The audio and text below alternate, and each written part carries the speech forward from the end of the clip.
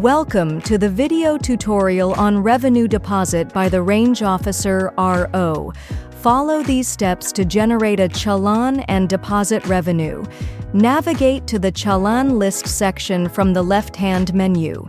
In the Challan List dashboard, click on the three vertical dots next to the relevant record. Select the Generate Challan option.